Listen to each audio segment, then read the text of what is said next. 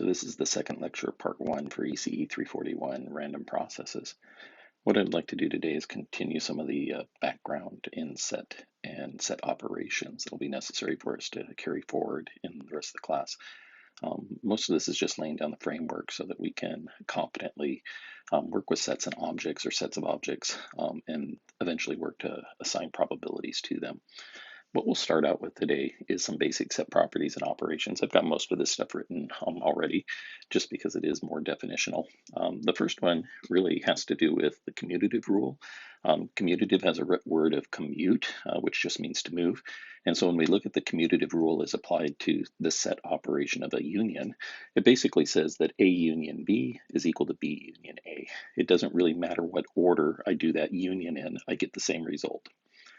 This is very similar to the commutative rules that you've seen in algebra, as are most of the remaining rules that we'll see here as well. So a lot of these will look familiar. It should give you some confidence that the mathematics that you've dealt with before is largely intact when it comes to sets. The associative rule is how we group things. So associative has that word of associate. So we're just grouping things, and it turns out the grouping order doesn't really matter to the result either. So for example, if I take B union C, do that first, right, and then union in A, you'll get the exact same result as if you took A union B first and then unioned in C.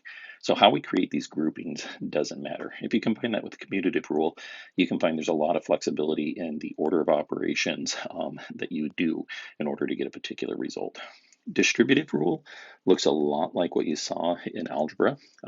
We are going to take a look at the form here where we have A intersect the union of B and C. And we can essentially distribute across on this. We can take a distribution idea here where we're going to distribute that A to both the B and the C. And when we end up doing that, what we get is we get A intersect B and we get A intersect C, and then we just union those guys together. So a distributive rule, much like you've seen in algebra using multiplication and addition. De Morgan's rule is very similar to what you have seen before back in digital. And so this is something that says if I take the intersection between A and B and complement it, I end up being also able to get this, or it's equivalent to the complement of A union with the complement of B. Maybe this is one where it wouldn't hurt to just take a few minutes and show a graphical view of this particular one.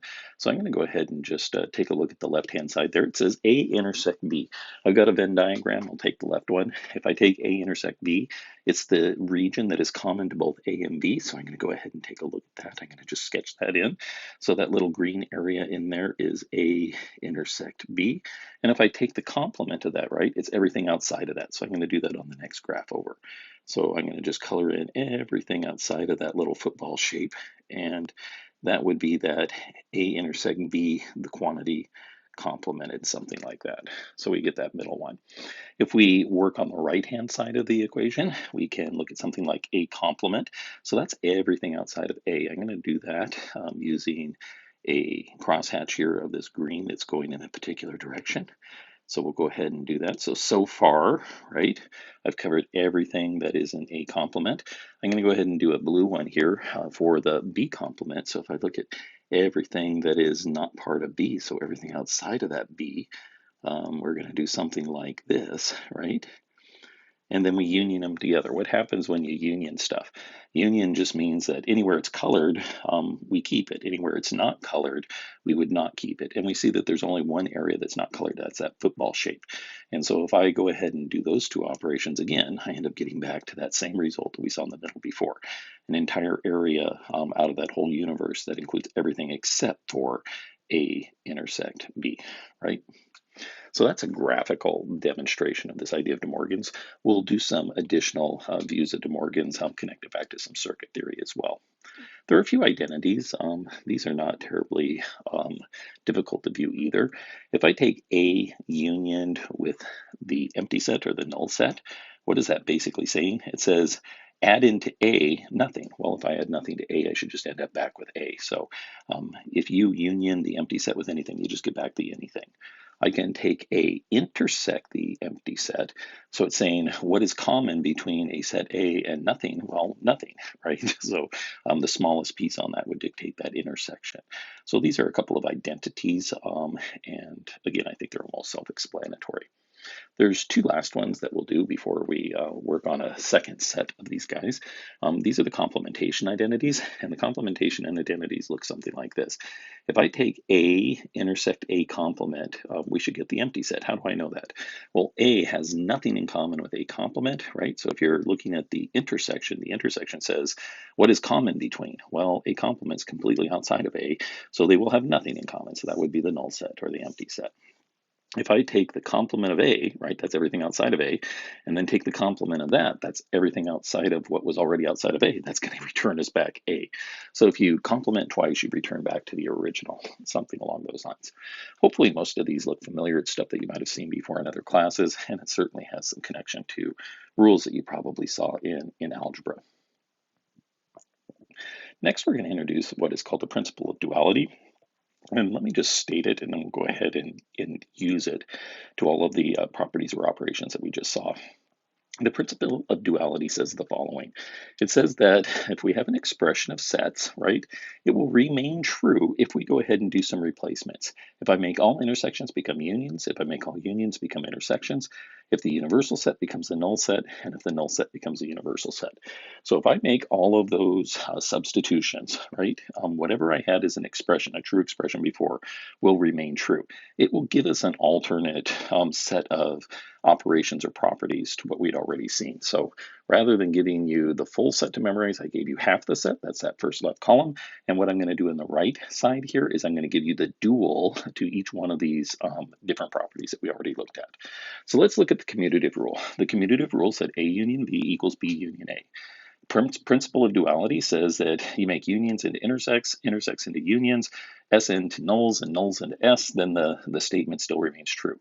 The only thing there to replace is the union, right? So we're going to go ahead and do that. We're going to make the union an intersection, and oops, that's the wrong one we've got in there.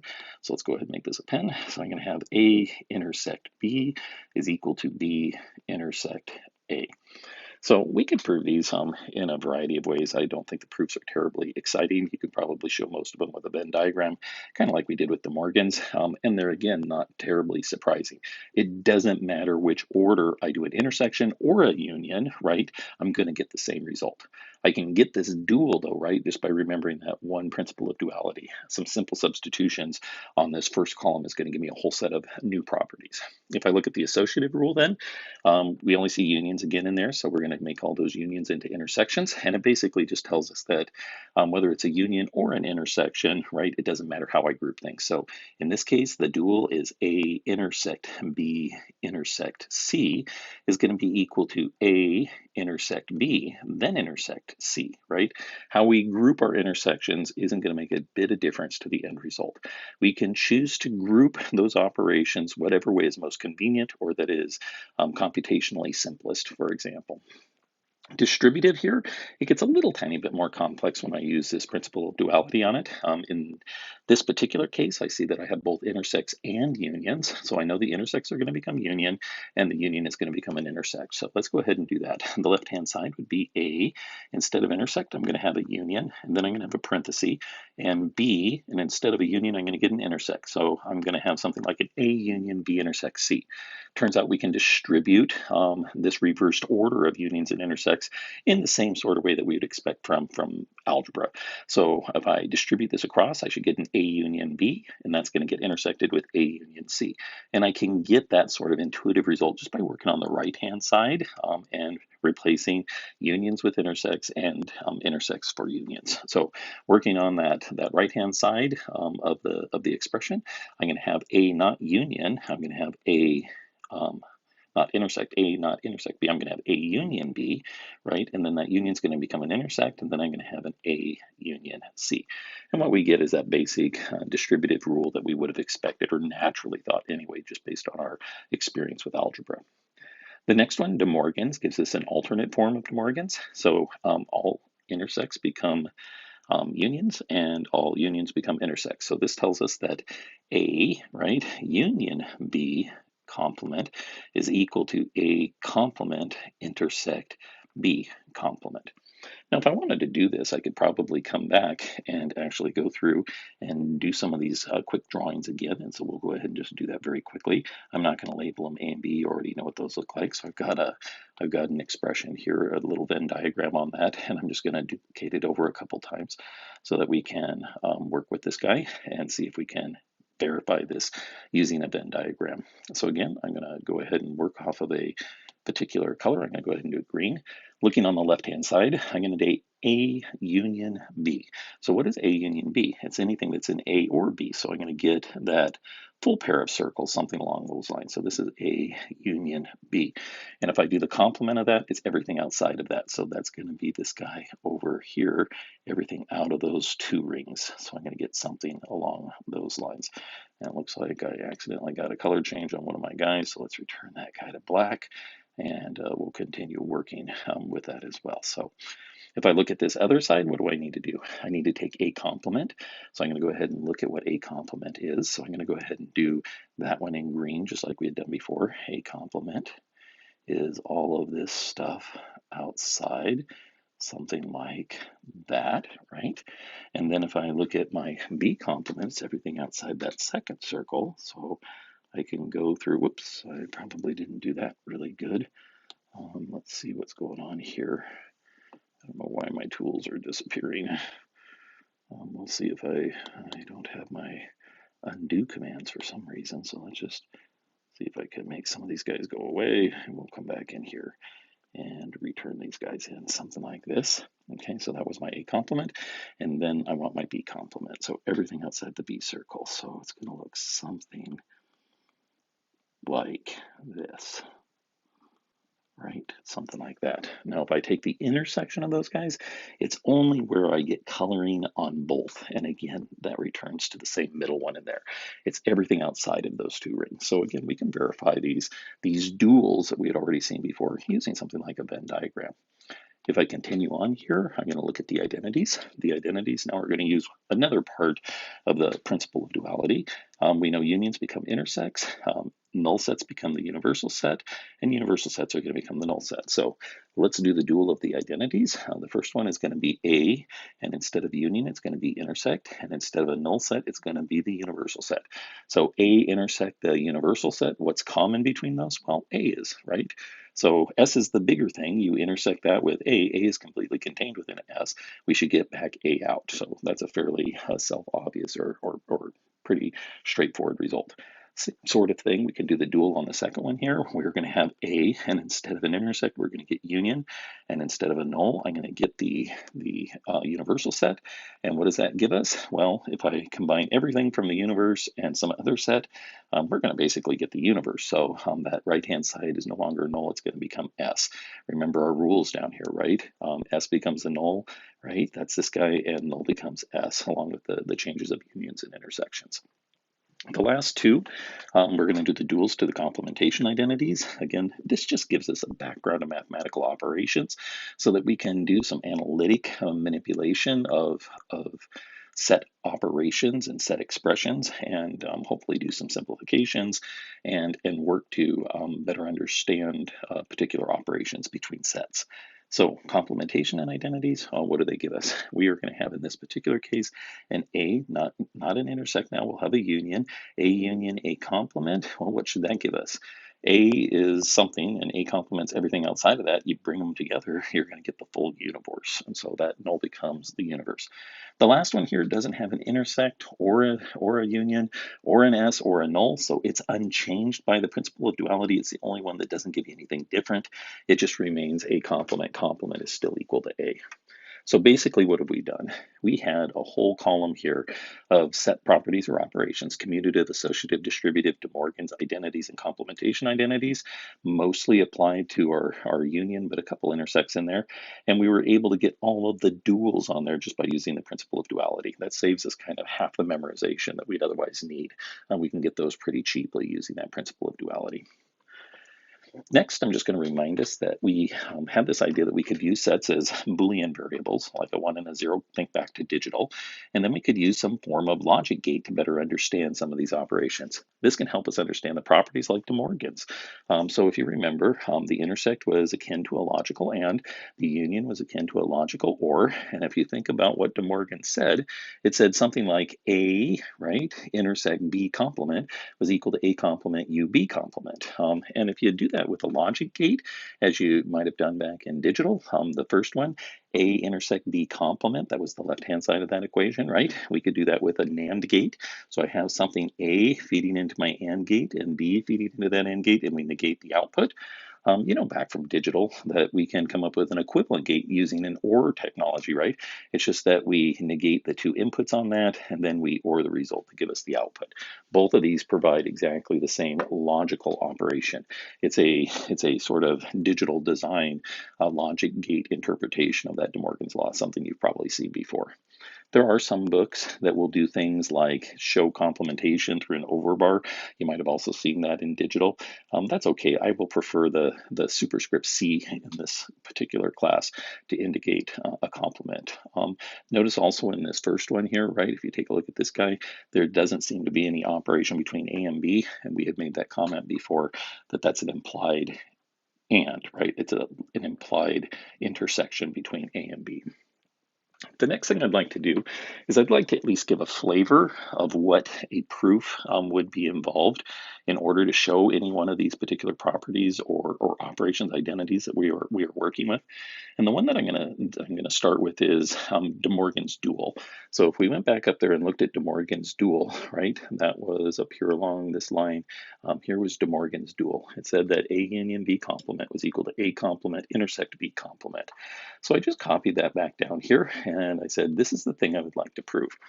I would like to prove this without using Venn diagrams. Proofs are necessary. They're a necessary component of mathematics and engineering, but they are also one that I think, at least for an engineering audience, sometimes becomes a little bit tedious. So I'm going to try to balance this class between showing some proofs so you get some exposure to that and are able to carry them out, but not getting overwhelmed in proving everything. Most of these proofs are very basic and they're available online, and so it's certainly stuff that you can look up. We can look at things through Venn diagrams, and at least as I start, I'm going to go ahead and show Venn diagrams off onto the right so you can visualize the statements that I'm doing analytically with set mathematics. It's the left side of this set of steps that is actually going to constitute the proof. A Venn diagram really isn't a proof. The stuff here on the left where I'm using set operations and set expressions is more mathematically correct. It is the thing that is going to allow us to show this De Morgan's dual. How do we go about showing that A union B, that quantity complement, is equal to A complement intersect B complement? What is entailed in that proof? I think it's all key by looking at that equal sign. Last lecture, we said what it meant to be equal in sets.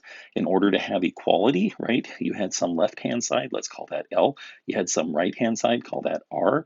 If we wanted to show that those guys were equal, we had to show that L was contained in R and that R was contained in L. That's what it was meant to be equal. So I'm going to break this proof up into two parts. The first is to show one side is contained in the other, and the second is to show that the roles swapped, right? That the second is contained in the first. So let's go ahead and start. I'm going to start with a statement that basically says, let's go ahead and imagine, right, some object X or X being an element of that, what is it, the left-hand side of De Morgan's dual.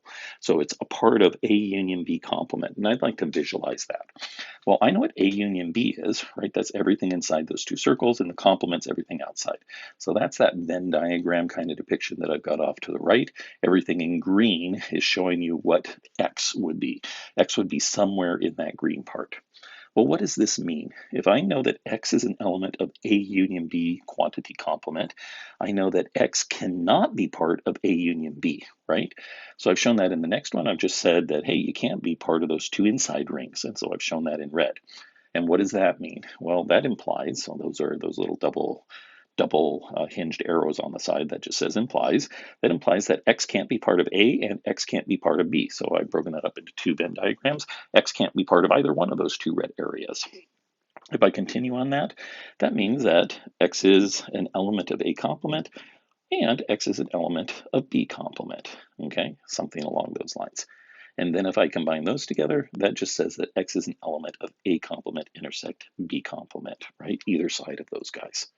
So if I do that, that whole series of sequences in this particular case essentially demonstrates that A union B complement is contained in A complement intersect B complement. I've shown one half of the proof at this point. These proofs, as I said, are a little tedious, but they're the steps that would be necessary to demonstrate at least equality, and that's what we're interested in showing these particular properties. The second half of this, then, we're just switching the roles. We're going to start out by assuming we're on the right-hand side of that De Morgan's dual. That's saying X is an element of A complement intersect B complement. What does that mean? That means X is an element of A complement and X is an element of B complement. That means that X is not an element of A and X is not an element of B, which means that X is not an element of A union B, which means that X is an element of A union B complement, which really says that A complement intersect B complement is contained in A union B complement. So because I have those two sides, right, that one is contained in the other and vice versa, I know that the two are equal, which is what I said to prove out. These proofs, right, are not usually terribly difficult. They can be tedious. It's easy to make algebraic or mathematical mistakes, I suppose. But if you keep your wits about you, proofs should not be something that terribly scare you. With a proof, you at least know what the answer is, right? You know what you're trying to work towards. You're just coming up with a logical sequence of steps that can demonstrate whatever it is that you're out to prove. And in these particular cases, I'm proving equality. So one way of doing that is showing that both sides are contained in the other, something along those lines. Let's extend a little bit more of our generalized set notations. We had previously taken a look at the idea of a generalized union and a generalized intersection. We can use those in a little bit different way to come up with a generalized distributive rule. So if I have a union of a whole bunch of stuff, so the union of AI going from 1 to n, so A1 union to A2 union all the way out to AN, and then I intersect that result with B, right? We can distribute that B through that, and that would give me a union from 1 to n of B intersected with each of those pieces, A1 through all the way out to AN. Okay, we can easily get the dual to this generalized distributive rule. What would that involve? It would involve making all unions equal to intersections and all intersections equal to unions. That's a real simple exercise. I'll leave that to you in your notes to carry out. De Morgan's rule and its dual, we'll start with one of them, says something like this, that if I intersect a whole bunch of events, so we're not just limited to two, this is like an n input NAND gate, right? So I've got A1 through AN going into a NAND gate whose output is complemented. So an n input NAND gate, right, can be represented or replaced with what? It can be replaced with an OR gate, an n input OR gate, whose inputs are each individually complemented. So you can think about this in terms of a digital systems kind of circuit type interpretation, or just stick with the regular set notation as we've done. Both of these should seem pretty obvious as an extension of what we've already looked at, the two element or two input cases to an n input kind of case. A little bit more terminology that we're going to deal with here. This terminology just helps us be able to describe particular situations, and it gives us a common language with which to describe elements of those situations so that we can work with them in a kind of consistent way. Let's begin with the idea of a partition. So a partition really involves taking a bunch of objects. So I've got some sets A1 all the way through N, right? And we could call those guys a partition of B if those A's are all mutually exclusive and the union of all of them gives us B. If I was going to draw this just a little bit, right, I might do something like this. I might come over here and I might go ahead and draw my universe. So this is a little bit of a Venn diagram idea. And I'm going to go ahead and put in there something that looks like a blob. So this is going to be my B, right? I can partition B. So partition, think about partitions in a house or partitions in a room. It divides it up, right? So I'm going to divide it up into some smaller sets, and I'm going to call those A1 all the way through AN. Each of those have to be mutually exclusive. So I'm going to just start slicing this up from the left, right? Think of me as a butcher, and that guy's my unfortunate, object of being cut up. The one on the left here, I'm just going to call as being my A1. The one right next to it, I'm going to call as being A2, and I'm just making my partition lines or my dividing lines here arbitrarily. They might not be nice and neat like this. They could be a little more complicated. What's important, though, is A2 does not have any overlap with A1. That's that mutual exclusive part. And if I keep doing that all the way out until I get to an AN, right? Taken together, if I union all those guys together, I should get B. So if I did a little shading in here, right? So here was my A1, right?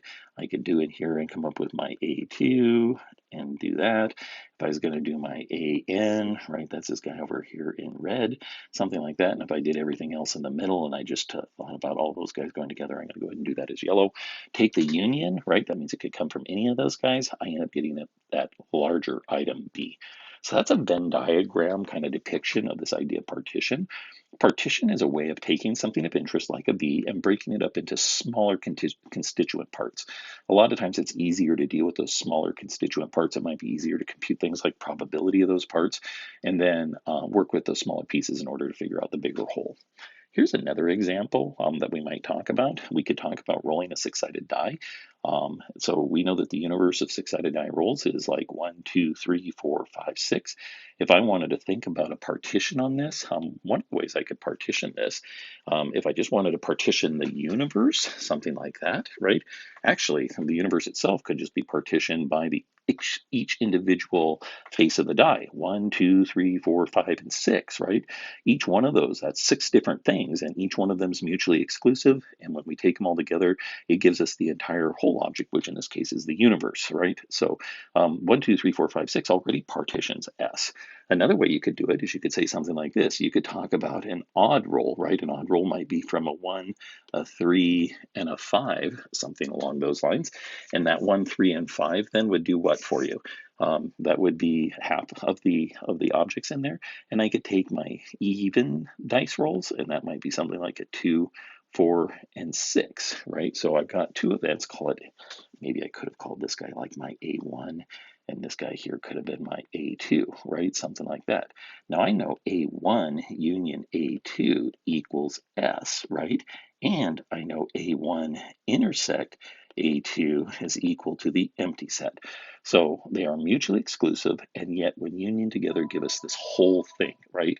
So the idea of the even rolls and the odd rolls, A1 and A2, if you will, do form a partition in this case of S, something along those lines. Let's go ahead and continue some of this notation that we have in here. In this particular case, I'm going to look at this idea of an experiment. An experiment is basically just some procedure and its observation or observations. An example we might do this again, take that six-sided die roll and observe the number of face-up dots that result from that guy. So our experiment here, roll a die, and then we include in that the observation that can come out of that experiment, which is how many dots show up on the face-up part of that die. An outcome, oftentimes called an element, are the possible observations of an experiment, right? So if we go back to that six-sided die roll as an example again, I have the experiment of rolling the six-sided die. I know that the observations that are possible are the numbers 1, 2, 3, 4, 5, 6. An outcome then might be 3, or an outcome might be 5, something along those lines. Universal set, this is connected to stuff we've already talked about. The universal space or sample space S, also called the universal set, in a more formal definition, is the finest grain, mutually exclusive, collectively exhaustive set of possible outcomes. So let's break this down and do it in terms of our die roll experiment again. We had said before that the S was equal to 1, 2, 3, 4, 5, 6. Does that adhere to the basic definitions given by this sample space S? Let's look first at mutually exclusive. Mutually exclusive means that any element in that set, right, has to exclude the possibility of any of the others. If I roll a die, right, and a 3 comes up, I know a 3 comes up, that means a 1 didn't happen, a 2 didn't happen, a 4 didn't happen, a 5 didn't happen, and a 6 didn't happen. And that same logic goes across on all of them. Being on any one of those outcomes excludes all the others, right? The intersection between one and any of the others, there's no overlap, right? Those guys end up giving us each the empty set or the null set in their intersection. That handles that mutually exclusive part. Collectively exhaustive says that if I take everything together, 1, 2, 3, 4, 5, 6 in this case, I cover every possibility of interest in the universe. I rolled a six-sided die, right? I know only 1, 2, 3, 4, 5, 6 is available to me, and that 1, 2, 3, 4, 5, 6 includes all of them. The last one in here is the finest grain property. That finest grain property basically says that there's no more elementary small kind of outcome or event that you could associate with this description of the universe set. When I roll a die and I get a 3 up, a 3 is the most basic output I can get. We'll show an example here of something that does have mutual exclusivity and collectively exhaustive properties, but not the finest grain properties. So the sample space is breaking up our experiment into mutually exclusive, collectively exhaustive pieces that are the most basic elementary, the finest grain pieces you can expect. So this particular example, this set 1, 2, 3, 4, 5, 6 for the experiment of rolling a six-sided die is a sample space. Look at this other set though. I could roll a die and I could say, is the die roll that came up an odd number or an even number? So I can think of an outcome as being an odd roll or an even roll. Odd rolls exclude the possibility of an even roll happening. So odd and even are mutually exclusive. Furthermore, it's collectively exhaustive. If I roll a die, right, no matter what I roll in there, it's either odd or even. So our entire universe is included in odd or even. It does not have the finest grain, right? If I look at an odd, there's three things that could get me to an odd, a 1, 3, and 5, but I'm treating it as a single thing, an odd roll, right? So that odd roll hasn't broken up or given me the detail, the finest grain detail of that experiment. It hasn't told me whether it's a 1, 3, or 5. So this particular one, this set of odd rolls or even rolls, right? It is mutually exclusive, it is collectively exhaustive, but it is not a sample space because it does not have the finest grain property. It doesn't tell us the kind of most basic level outcome of that experiment. Just a few more to go here. If I take a look at an event can be a set as well. So we can think of this as a set. It's a set of outcomes of an experiment. So an event is nothing more than a set of outcomes of an experiment. If we continued our die roll experiment, right? If the die roll is odd, that could be one type of an event. So a die roll being odd is an event. A die roll being even is an event, both of those associated with this experiment of rolling a die and recording its face. Sometimes you might get more than one thing in that set. I might need to change the experiment for that. So a different experiment might be roll a six-sided die 3 times, right, and record each of the outcomes. So now an event might be something like 2, 6, 3, right? I roll a die, I get a 2 first, and then I got a 6, and then I got a 3. That event has 3 elements in it. It is a set, right? And it indicates the outcomes of each one of those pieces of my experiment, rolling a die 3 times over. So these ideas of events can get pretty large depending on what your experiment is. The nature or form of the event really is driven, though, by the experiment itself. An event space is a collectively exhaustive, mutually exclusive set of events. If you look back at what we did before with the die roll, 1, 2, 3, 4, 5, 6, right, has collectively exhaustive, it had mutually exclusive, and it had finest grain. Anything that was a sample space will also be an event space, right? That finest grain doesn't have to be there, but it is there, and in being there doesn't hurt it.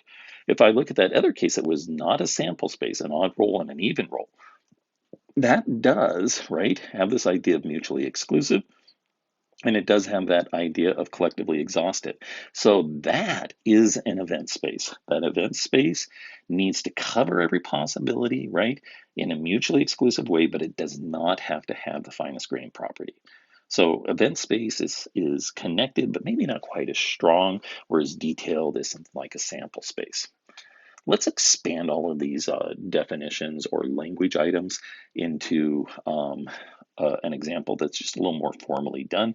So again, we're going to define our experiment here. Our experiment in this particular case is that we are going to roll a six-sided die. So we roll our six-sided die, and then we observe the number of dots that shows up on that die roll.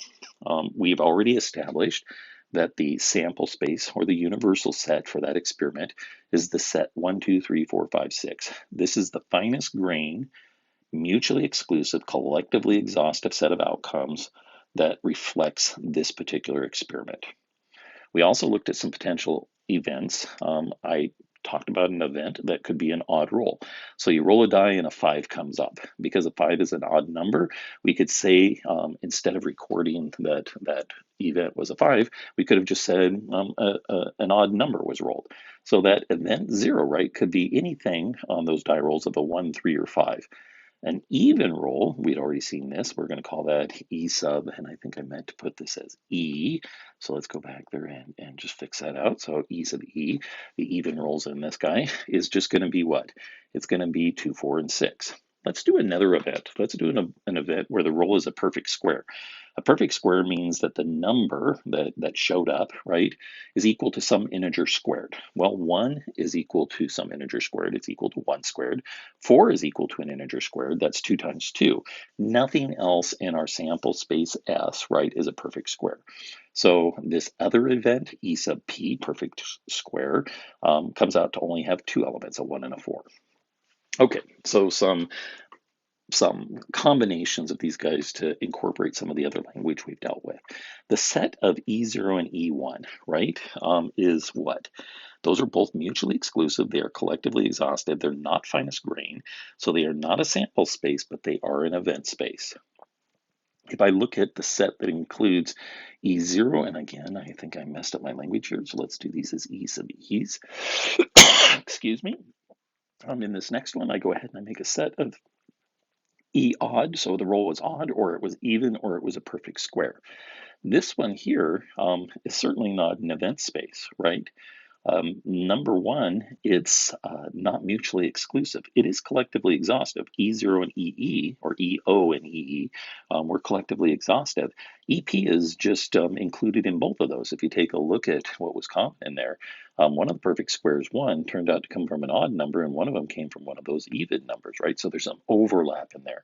The intersection between EP and EO, for example, is 1. The intersection between EE and EP is 4. Neither of those is the empty set, so this one does not have the mutually exclusive requirement to make this an event space. All of this leads to a theorem, and it's really the place we're going to end for the lecture today. And this theorem is going to be something that we're going to rely on heavily and look back to when we start working our way into computing and understanding probability. So let's try this guy out. A theorem is just a statement of some mathematical facts that are useful to us. So this particular theorem, you can find it in the book. They probably number it something like theorem, whatever point, whatever. But in the end, it's a statement of mathematical facts. This theorem starts something like this. Let's start with an event space. I'm going to call that event space some set B, made up of some elements, B1, B2, and that could go on forever, or it could also end. Okay, so what is an event space again? Each of the objects that makes up that event space have to be mutually exclusive.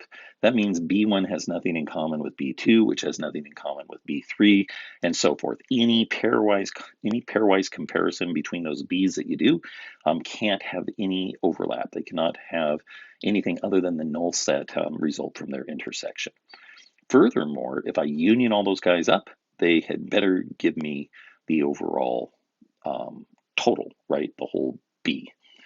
And now we take, or the whole sample space. And now we take some arbitrary event A within that same sample space. Okay, so we start with event space B. That's a way of partitioning up the universal set, if you will. And then I have some event A. I can form some new sets. Let's call them C sub I, and C sub I is just A intersected with each of the BI. So BI went from B1, B2, B3, potentially out to B infinity, if you will. And for every single one of those B's, I'm going to have a corresponding C, which is the intersection between A and those B's. Okay, so that's the setup for this theorem. If I have those things, then the theorem has a mathematical conclusion in it. That is the then we can say a couple of things. We can say any of those pairs of C's, Ci and Cj, where I is not equal to j, are mutually exclusive, right? And how do we know that? Because whatever's in C, right, has to be common to B. So Ci can have no more than Bi, And I know BI was mutually exclusive from any other B, right? And what we're going to get out of there is that CI is mutually exclusive then from any other CI. So that will carry forward. And what's the last part of this guy? That A, that larger event, that arbitrary event, can be gotten, it can be partitioned out of these events, C1, C2, all getting union together. Let's go ahead and do this pictorially. Let's do this pictorially with a larger Venn diagram and see where we can get with it. So I'm going to draw a large universe in this particular case. This large universe, I'm just going to do it Venn diagram sense. So I'm going to go ahead and give myself some sort of rectangle. And so that whole rectangle is my universe S. So I have some particular experiment of interest, some universe of interest. And what does the theorem state? It says that I need an event space B. That's a partition of S into mutually exclusive pieces, right? So I'm going to do this as a bunch of vertical strips. I'm going to show in here some first strip. That's going to be my B1. And then I'm going to pick another strip in there. That's going to be my B2. They have no overlap. There's nothing that would come out of the intersection. The B1 strip doesn't overlap in any way with B2 and so forth. And then I would put in here some B3, something like that. And then I could keep going on until whatever. In this particular case, I'm going to go ahead and let it end at some particular point, call it n. So I've got in this particular case a bunch of b's that will partition this thing up. Actually, for this one, let's go ahead and actually make it a finite number and count it out. So there was b3, here's b4. I'm going to make these guys a little wider. So b4, let's make this guy b5, b6, and here's b7. So I had a universe S, and I found a partition B. B was equal to the set, right? B1, B2, going all the way through to B7. I have no guarantee that this is the finest grain, right? So I don't know if this is the most detailed view, but it is an event space, right? It completely covers my universe in non-overlapping or mutually exclusive way. So B1, B2, B3, any pair there is going to have an intersection equal to 0, and their union is going to be S. So I know that BI intersected with BJ is equal to the empty set for all I not equal to J, and I know that B1 unioned all the way out to B7 in this particular case is S. From those guys, I know that this thing is an event space, something along those lines. So that was the start of it. We said we had some event space, and then we're just going to take some arbitrary event A. So I'm going to go ahead and draw in here in a different color some arbitrary event. There it is. So there's my arbitrary event. I'm going to call this guy A. Okay. And what does the theorem tell me? The theorem says that I can create some new pieces, call them CI. In this particular case, because they're based on the BI, I'm going to have C1, C2, all the way up through C7. And those are found by taking A intersected with the BI. So if I drew this or looked at this guy, here's my C1, here's my C2, here's my C3, here's my C4, here's my C5, here's my C6, and here's my C7. If I was going to like color it, C4, right, is that entire part of A, right, that is common to A and B4, right? And so it's that highlighted part in red. If you compare that to C3, for example, right, I'm going to do this in green. That's this other slice over here. And now I think it becomes pretty obvious what was coming out of that first part here. It said the Ci and Cj for I not equal to j are mutually exclusive because C 1 through 7 are based on B 1 through 7, and B 1 through 7 by default, by definition, by initial statement were themselves mutually exclusive. The C's have to be mutually exclusive. If I continue adding all these pieces up or keep looking at each of these pieces, so here is C1, right? Here is going to be C2, something like that. Let's give myself a different color over here. Here is C5, and here is going to be C7, and just maybe one more in this one. Let's do this guy as red. Here is C6, right? So what do I see on this? I know that in this particular case, that CI intersected CJ is equal to the empty set. We can see that visually, right? We can at least see it through this Venn diagram. And we know that C1 unioned all the way out through union up to C7 is equal to A. That whole thing, right, gives me that entire kind of arbitrary event A, whatever it was, that kind of blob looking thing. So why do we care about these sorts of things? Well, we oftentimes have events like A that can be complicated, that blob-like looking thing. And one way of trying to better understand that blob-like thing is to slice it up into convenient pieces. And these mutually exclusive condition between pieces allows us to look at each one of those pieces without worrying about contamination from another. When it comes to computing properties or the probabilities, we'll find out that mutual exclusivity is our friend. It really helps us in counting likelihoods of things happening. So that'll come up next time. Next time, we're going to start our discussion of randomness and probability. That's the next chapters along in the book. So that'll be upcoming.